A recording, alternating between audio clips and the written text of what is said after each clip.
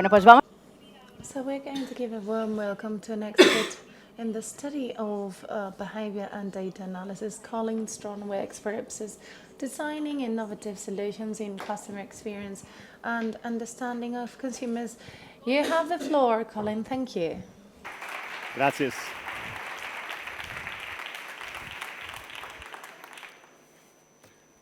Okay, buenos dias. I'm afraid that's it. So your second talk in English. I work at Ipsos, large market research agency. I've worked in market research pretty much all my life.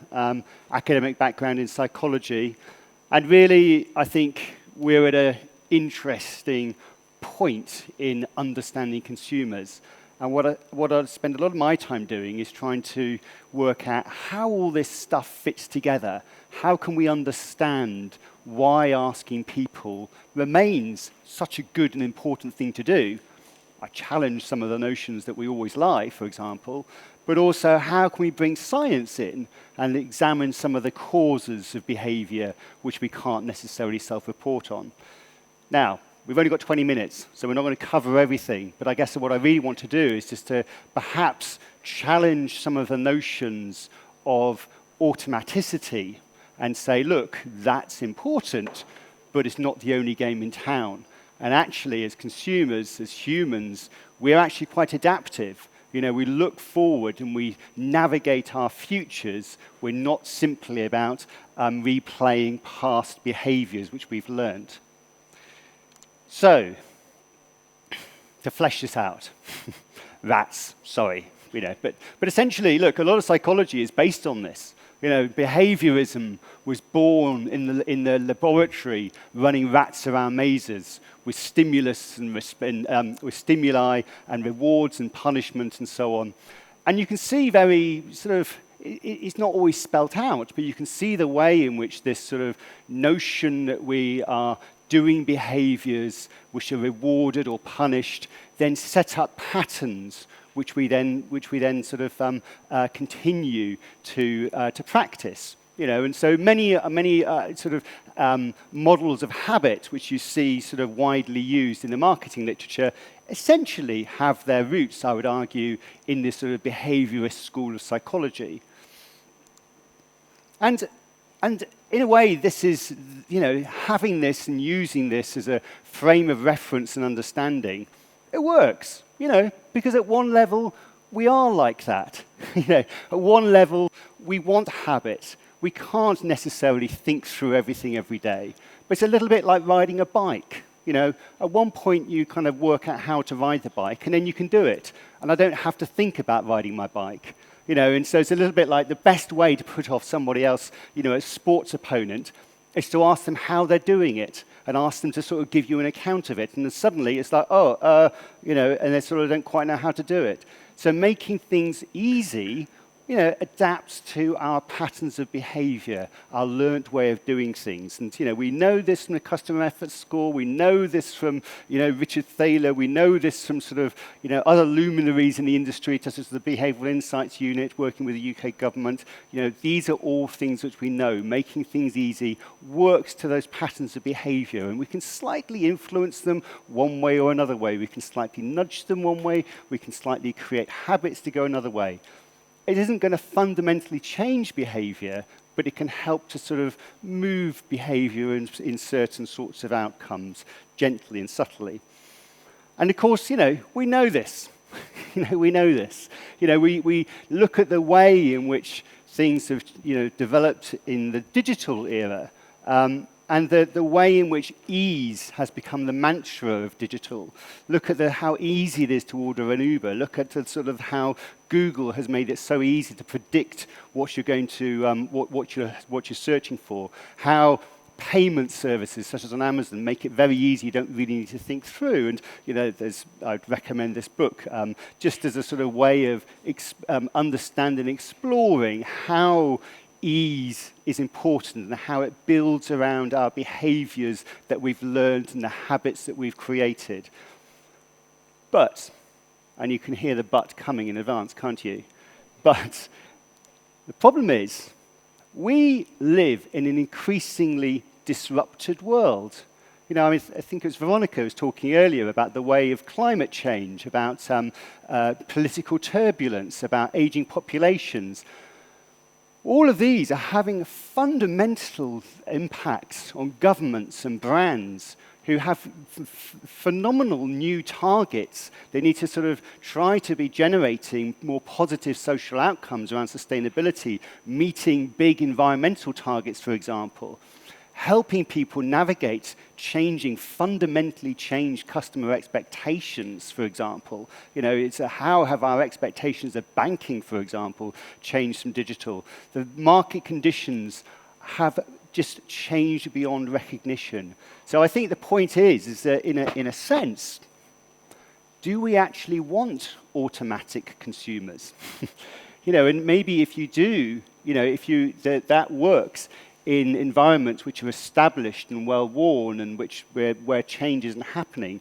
But you tell me, you show me a category where you are not having to manage change, where you are not having to manage how your customers or how your citizens how you can facilitate them to change. So you know, working with these established patterns and behaviors, that is important and it's key, and we need to do that. And we do a lot of that at Ipsos. But a lot of the time, increasingly, what we're doing is managing change in much more disrupted environments. So I want to talk about the adaptive consumer, you know, because we operate in a way that we adapt to changing conditions. And you know, maybe this is a bit, I wonder sometimes about, you know, whether this is stating the obvious, but perhaps it isn't. And I'd recommend Magda Osman as a real kind of leading-edge thinker in the whole area of behavioral science and behavioral economics. And she just makes the very eloquent and powerful point that, look, we're not simply automata. You know, we're not simply kind of icebergs, you know, with most of our sort of activity going on underneath. You know, we are proactive, not just reactive to the world around us. Sure, in certain situations, maybe we're sort of, you know, we know what we want, we know where to go, you know, we know where to sort of, we know we've decided what we like shopping for, so we'll go there, and we'll, you know, we're more automatic. But a lot of the time, when we need to be, we are proactive, examining and prospecting the world. So associations and the whole kind of theories about sort of habit and nudges and so on, they work really well in stable environments and help us to sort of understand how to navigate them and so on.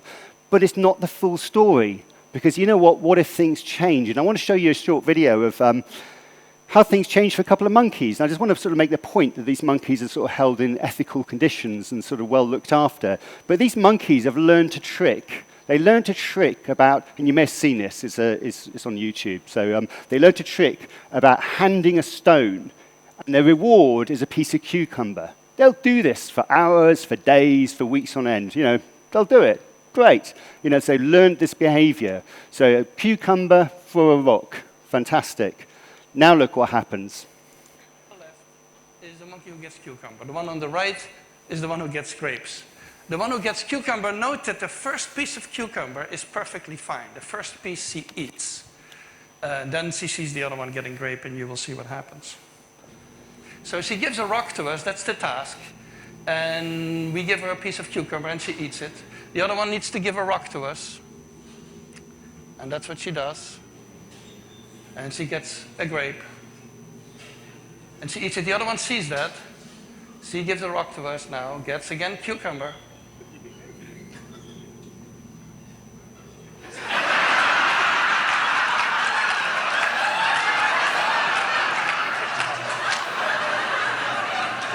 This study became very famous, and we got a lot of comments, especially anthropologists. So you get the point. You know what? You know, we've all learned stuff, right? You know, we've all learned how to ride a bike. We've all learned what toothpaste we want. We all, you know, we've learned how to master our environment. But then the environment changes, and we're saying, that's not fair. I don't want that. I want something different. Or, you know, or maybe you're a brand or a government and want people to do something different. How do you navigate that? Well, look, we bring tools to help us navigate situations as humans. You know, we're not robots. We have goals, we have motivations, we have needs, we have preferences. You know, we have knowledge, we have memory, we have attitudes. And we've got emotions, you know, what feelings, we've got bodily states. We bring all of these to help inform how we should operate in different and new environments.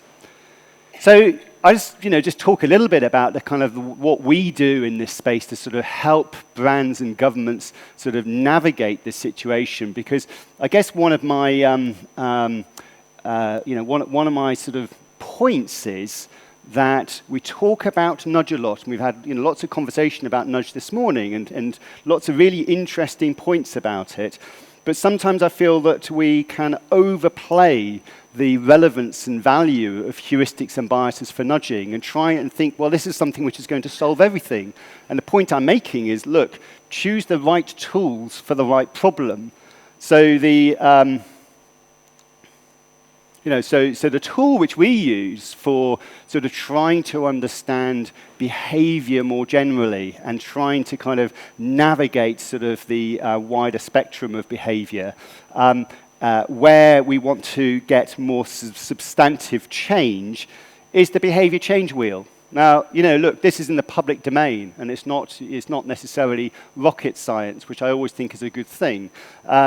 And essentially, this is developed by Susan Michie and colleagues at University College London, and it goes through a process which I've kind of seen slightly reflected in some of the conversations this morning. I'm sure it sort of like implicitly informs things. Look, what is the behaviour we're trying to navigate here?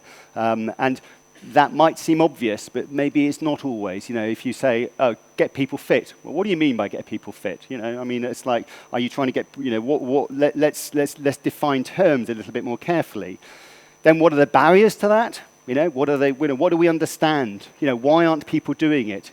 What's happening? And here, this is where we use a model to understand the underlying mechanisms. COMBI. Straightforward. Capability, can I do it? Opportunity, does the environment allow me to do it? And motivation, do I want to do it? So these are kind of relatively simple, straightforward kind of ways of framing the issue, which put you slightly beyond the individual as well, because it's not always, if you want to get people to do something, like put litter in bins, and there aren't any bins, well, you've got a problem. So it doesn't always come down to the psychology of the individual, So we need to understand the issues holistically, not just look at them from a very narrow perspective, and then through to interventions, and then through to testing those interventions.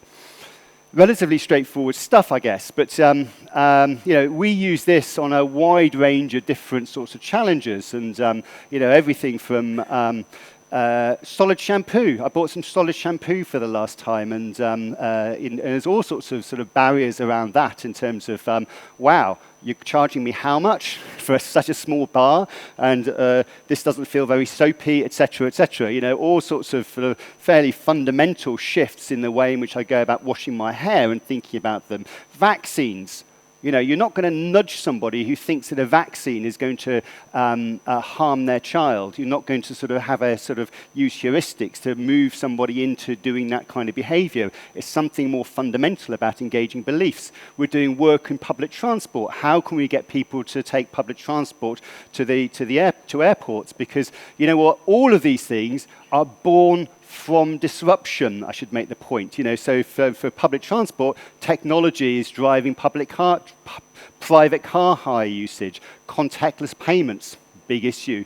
How do we, brands want to move people onto contactless payments in many cases.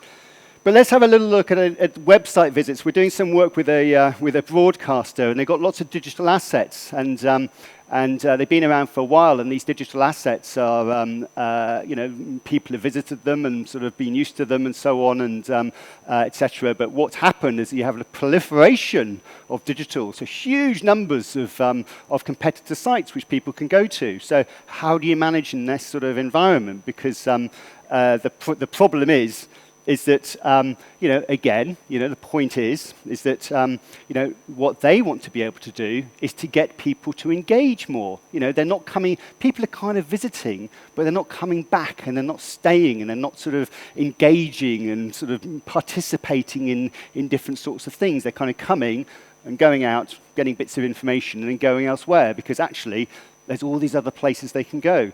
So it's a bit more of a fundamental behavior change than we're just necessarily going to nudge. And, we know that, in a digital environment, perhaps what happens is that it facilitates a more automatic way of processing. A kind of a famous sort of, infamous little study a couple of years ago was that, people will sign up to all sorts of things online, including giving away their firstborn child in exchange for sort of free internet. So I think we're all familiar with that, and we saw earlier on the way in which that kind of automaticity works. So how do you shake people out of that kind of automaticity? And sometimes you need to shake people out of it, because what they're doing, and this is, sorry, it's not very good quality reproduction, but clearly we're all familiar with the whole issues of fraud and fraudulent activity, and people transferring money to based on fraud. And so Santander have got an example of when people are being asked to transfer money, or when people are transferring money, something pops up and says, "Whoa, hang on, are you sure? Engage. Think."